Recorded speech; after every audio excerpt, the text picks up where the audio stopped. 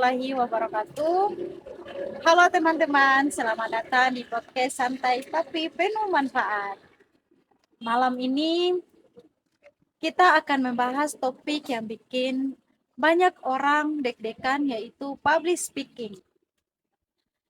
Kemampuan berbicara di depan umum itu sangat penting, baik untuk presentasi di dalam kelas, diskusi maupun di dunia kerja nanti. Nah, malam ini aku nggak sendiri, sudah ada 3 narasumber, siap berbagi pengalaman dan tips.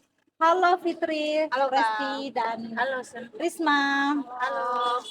Baik, di sini kita akan memulai bagian pengalaman dulu.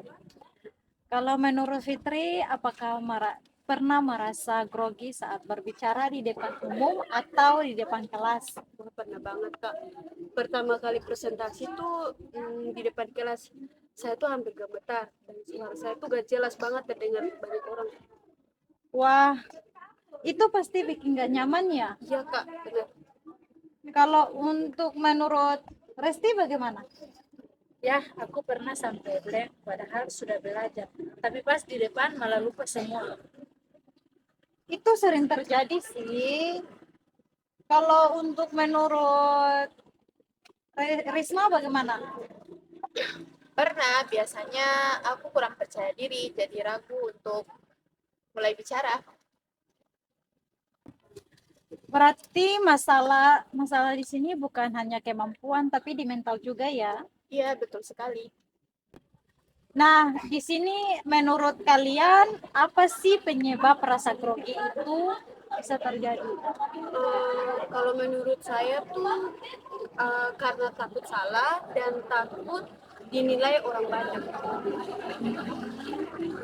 Kalau untuk menurut Resti, Ya, menurut saya selain itu kurang persiapan juga bikin kita nggak siap. kalau menurut Risma bagaimana?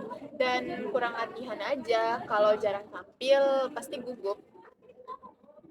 Jadi bisa disimpulkan takut nilai, kurang persiapan, dan kurang latihan.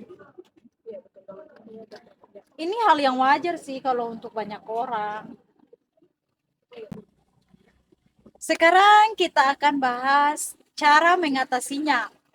Kalau menurut Fitri, biasanya kamu ngapain saja saat untuk mengatasi rasa grogi itu? Kalau aku sih Kak latihan dulu. Seperti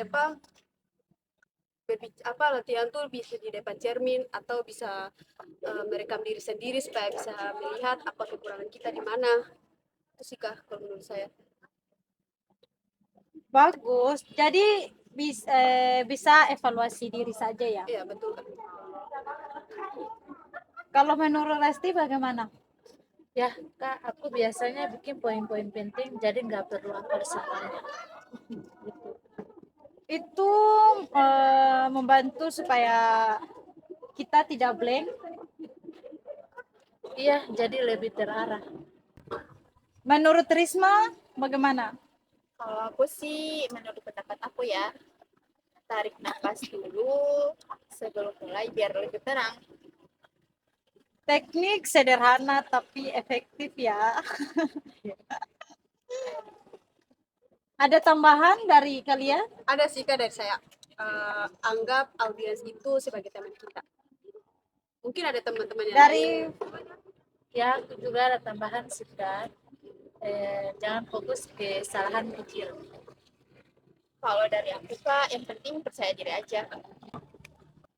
Kak, boleh minta tipsnya dong supaya di luar sana teman-teman bisa lebih percaya diri untuk melawan rasa grogi saat tampil di depan umum atau di depan kelas saat memberikan presentasi. Wah boleh banget dong.